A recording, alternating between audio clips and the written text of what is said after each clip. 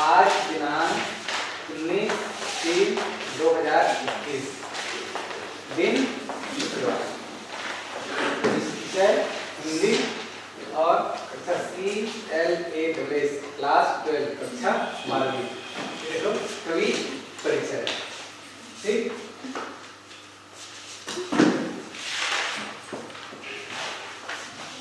कुंवर नारायण, ये एक नाम है को कुंवर नारायण। इसका जन्म, ठीक है, 19 सितंबर, ठीक है, 1927। और इसकी मृत्यु कम से कम है ये 15 नवंबर 2017। देखिए इसका जीवन परिचय देखिए। कुंवर नारायण जी का जन्म 19 सितंबर 1927 फैजाबाद उत्तर प्रदेश यूपी में हुआ, ठीक है। और इसका शिक्षा देखते हैं। शिक्षा कितना करते हैं कि इंटर तक पढ़े। इंटर तक क्या होता है? 12वीं, ठीक है। तक शिक्षा का विज्ञान वर्ग में, विज्ञान वर्ग में इन्होंने साहित्य में विद्यार्थी रुचि होने के कारण इन्होंने 1951 में इंग्लिश में क्या किया था? इन्होंने एमए किया,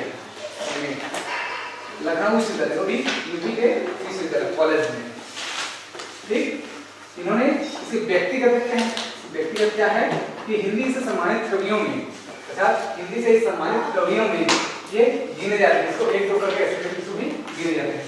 कुंवर नारायण जी जो है ये प्रतिष्ठा और आदर ये हिंदी साहित्य, जो हिंदी के साहित्य है इसमें क्या है?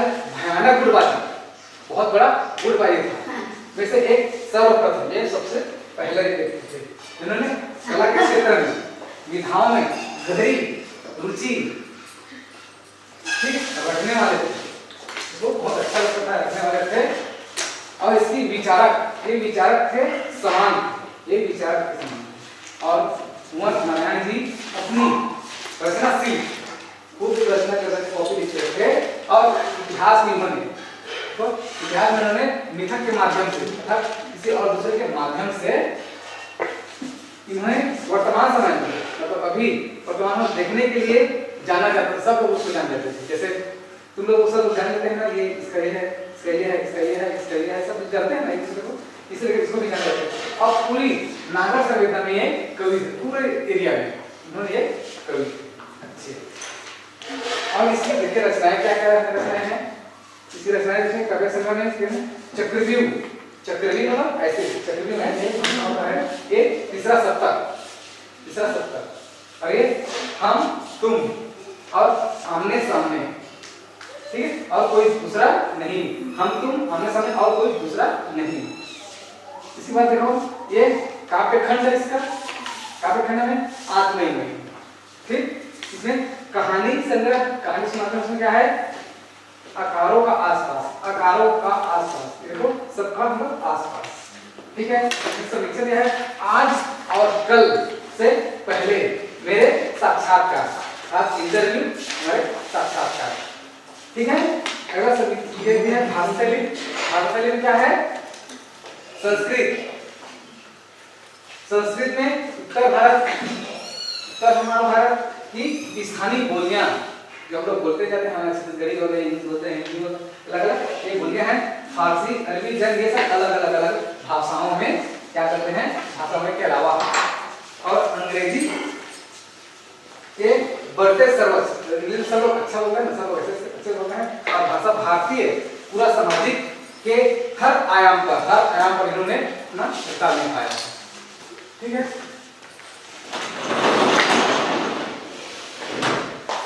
अगला है ऑब्नियस, हस्तक्षेप में है और अपने विषय पर अपनी बात का विषय करते हैं ये। और एक हिंदी साहित्य में खड़ी बोली, विचारों का खुलापन, धीरे धीरे अच्छे से बोलते हैं। और भाषा में विषय के प्रति इसमें विधाओं की विशेष गुण ये विशेष गुण होता है। संयम होता है, धीरे धीरे कोई विशेष काम को करते हैं। प्रश्नकुलता, कोई प्रश्न पूछोगे उसका उत्तर देते हैं। और कविता के बीच शब्द ये बीच में का शब्द छोटा सा हम जगह में सिर्फ एक शब्द होगा इसके पास। अगला है साहित्य में स्थान इन्होंने जैसे प्राप्त किया साहित्य में पढ़ने वाले रूप से कि इन्होंने 2009 से 2005 तक का ज्ञानपीठ पुरस्कार, ज्ञानपीठ था उसको अच्छे नाले से पुरस्कार को सम्मानित किया गया है। ठीक है, देश में हमारे इस देश के सबसे बड़े साहित्य सम्मान से और अकादमी पुरस्कार मतलब अकादमी पुरस्कार, ये प्रेमचंद पुरस्कार, राष्ट्रीय कवि सम्मेलन, ये सब इसका एक नाम है। देखो ये पुरस्कार कवि पुरस्कार सम्मान और अंतरराष्ट्रीय प्रेमियों के सम्मान 2009 में सम्मान से सबसे उसको सम्मानित किया गया है। ठीक है, अब दूसरा देखते हैं हम लोग, दूसरा रघुवीर सहाय। रघुवीर सहाय की एक कवि का नाम है। इसका जन्म 9 दिसंबर मतलब 9/12/1929 मतलब 1929 में इसका जन्म हुआ था और खत्म 30 दिसंबर 1990। ठीक, 1990 ये भी लिखित हो गया है। इसका जीवन परिचय देखते हैं कि रघुवीर सहाय का जन्म 9 दिसंबर 1929। ठीक है, 9 दिसंबर 1929 ये भी लखनऊ के हैं यूपी में हुआ था। इनकी मृत्यु 30 दिसंबर को इन्होंने मृत्यु हो गई।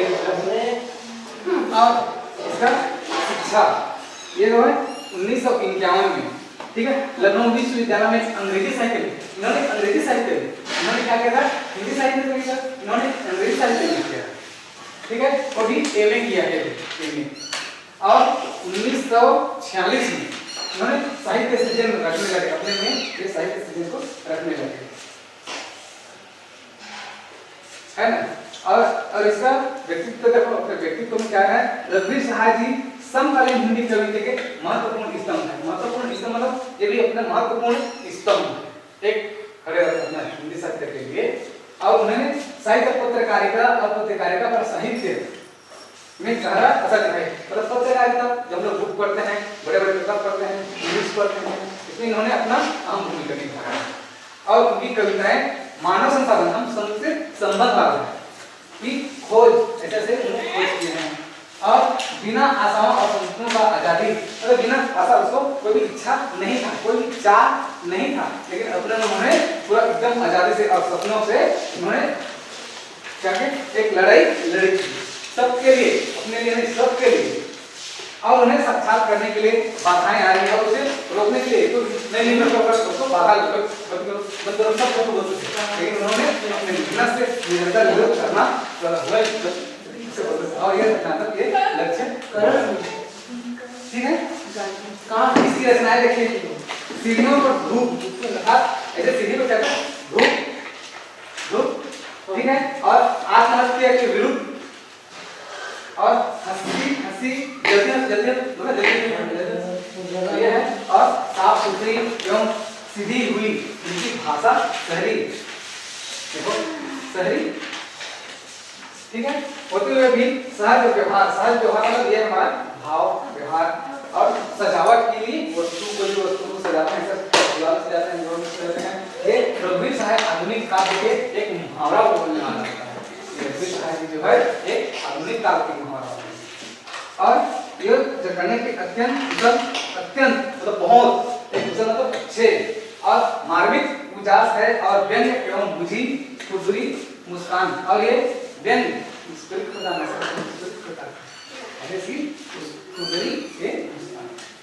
ठीक है, कविता के मुख्य इसमें गुण है और ये बहुत अच्छा से जो लिखते हैं, पढ़ने वाले भी अच्छे से ये शासन के लिहाज ये